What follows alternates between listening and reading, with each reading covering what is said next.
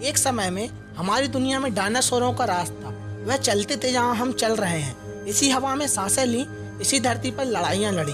इन दैत्याकार बड़ी विचित्र डायनासोरों ने करीब 14 करोड़ सालों तक इस धरती पर राज किया। इन डायनासोर की कई हजार प्रजातियां थीं। इनमें से कुछ शाकाहारी थे तो कुछ मांसाहारी थे तो कुछ बहुत ही शांत स्वभाव के थे। वहीं कुछ डायनासोर बहुत ही हिंसक और खतरनाक थे। लेकिन फिर अचानक ऐसा क्या हुआ? आखिर वह कौन सी घटना थी जिसने इनका नामो निशान मिटा दिया? इसे जानने के लिए हमें करोड़ों साल पहले जाना होगा। तो आइए चलते हैं आज से 6 करोड़ 50 लाख साल पीछे। आज से 6 करोड़ 50 लाख साल पहले धरती पर डायनासोर रहा करते थे। परंतु यहाँ डायनासोर के अलावा एक प्रजाति और भी थी जो आकार में बहुत छोटे थे और यह आज के चूहे जैसा दिखता था। असल में यही हमारे पूर्वज थे और आगे चलकर हम इन्हीं से विकसित होने वाले थे। यह थे मैमल्स, यानी स्तनधारी जीव। डायनासोर अंडे देते थे, लेकिन यह अंडे नहीं देते थे। हम इंसान भी एक मैमल्स हैं। मैमल्स डायनासोर के डर के कारण जमीन के अंदर बिलों में रहते थे। उनकी यही खासियत इनके लिए वरदान बन गई।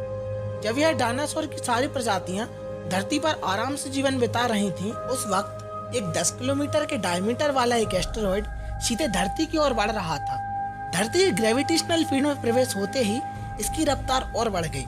करीब 70,000 किलोमीटर प्रति घंटे की रफ्तार से यह धरती के वायुमंडल में प्रवेश करता है। धरती के वायुमंडल में घुसते ही घर्षण की वजह से यह एक आग के गोले में बदल गया। इसकी चमक इतनी अधिक थी कि इसके 800 किलोमीटर के रेडियस में आने वाले सभी जीव पूरी तरह से अंधे हो चुके थे। यह जीव इसे देख नहीं पा रहे थे, लेकिन वो इसे महसूस कर सकते थे। यह एस्टेरॉयड धरती से टकराता है और एक बहुत ही भयंकर विस्फोट होता है। यह विस्फोट इतना शक्तिशाली था कि इसके टकराते ही पृथ्वी का लाखों टन धातु अंतरिक्ष में चला गया। विस्फोट वाली जगह पे एक 180 किलोमीटर चौड़ा और 20 किलोमीटर गहरा गड्ढा बन गया। इस गड्ढे का सारा मैटर आसमान में धूल के एक बड़े बादल का निर्माण करता है। इतने बड़े टक्कर की वजह से धरती पर भूकंप की तरंगें धरती के क्रस्ट में कई किलोमीटर दूर तक चली गईं। इस वजह से समुद्र में विशालकाय लहरों का निर्माण हुआ और एक के बाद एक सुनामी की लहरें चारों तरफ बढ़ने लगी। धरती के महाविनाश की प्रक्रिया आरंभ हो चुकी थी। इस विस्फोट में रेडिएशन की मात्रा इतनी बढ़ गई कि इसके 800 किलोमीटर के दायरे में आने वाले सभी जीव जलकर पूरी तरह से राख बन गए। बादलों के अंदर मौजूद सारा जल इस गर्मी की वजह से भाप में बदल गया। इस महाविनाश में उड़ने वाले जीव इन जमीनी खतरों से तो बच गए थे, लेकिन यह तो बस एक महाप्रलय की शुरुआत थी। विस्फोट की वजह से जो लाखों टन धूल और पत्थर अंतरिक्ष में गया था, ठीक 40 मिनट बाद वो आग के गोले के रूप में धरती पर बरसने लगे।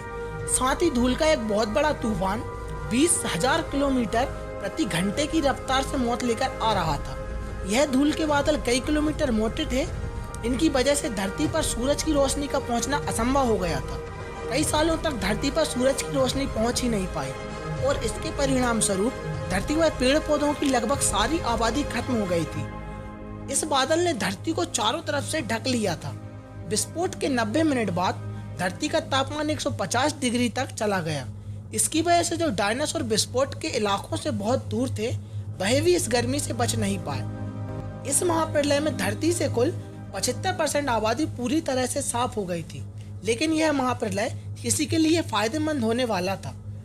डायनासोरों का अंत एक नई प्रजाति के लिए सुनहरा अवसर था। यह थे मैमल्स। इन्होंने खुद को एक महाप्रलय से बचा लिया था। अत्यंत गर्मी से बचने के लिए यह जमीन के अंदर रहने लगे और जिंदा रहने के लिए इन्होंने सब कुछ खाना शुरू कर दिया। अब धरती पूरी तरह से डायनासोरों से मुक्त हो चुकी थी और धरती पर एक नई शुरुआत की प्रक्रिया चल रही थी।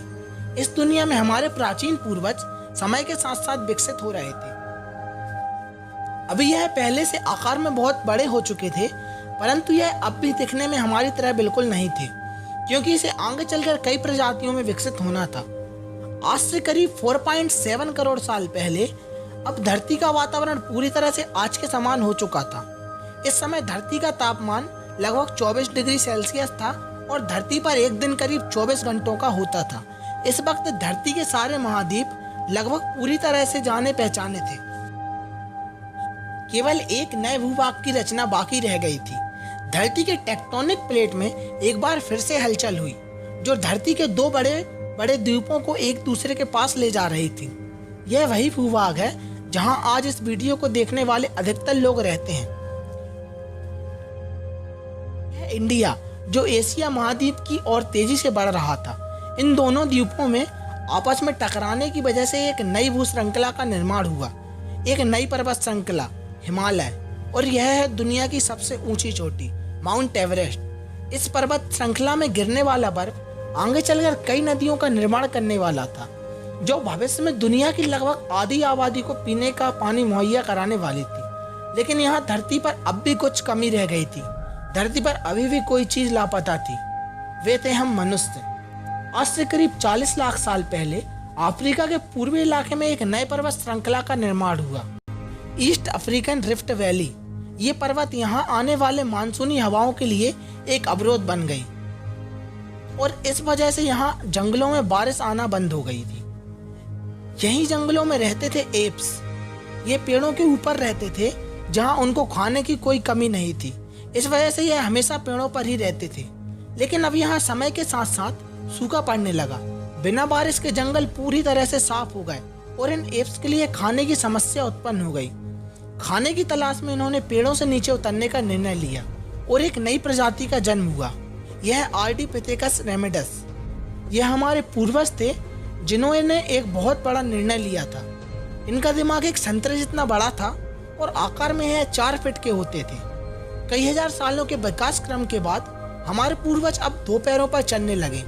इससे ऊर्जा कम खर्च होती थी और यह चलते हुए भी खा सकते थे। अब इनका दिमाग तेजी से बढ़ रहा था और धीरे धीरे यह होशियार बन रहे थे। समय के साथ साथ विकास की प्रक्रिया चलती रही।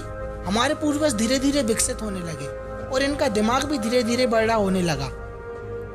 समय के साथ साथ इन्होंने पत्थरों से हथियार बनाना सीख लिया। अब शिकार करना आसान हो गया था। समय के बीतने के साथ साथ हमारे पूर्वजों ने आग पर काबू करना सीख लिया। आग की खोज हमारे पूर्वजों के लिए सबसे बड़ी खोज थी। यह उन्हें गर्मी, रोशनी और अंधेरों में सुरक्षा देती थी। इसी वजह से अब परिवार भी बनने लगे और पूर्वज साथ साथ रहने लगे। इससे वह सुरक्षित रहते थे।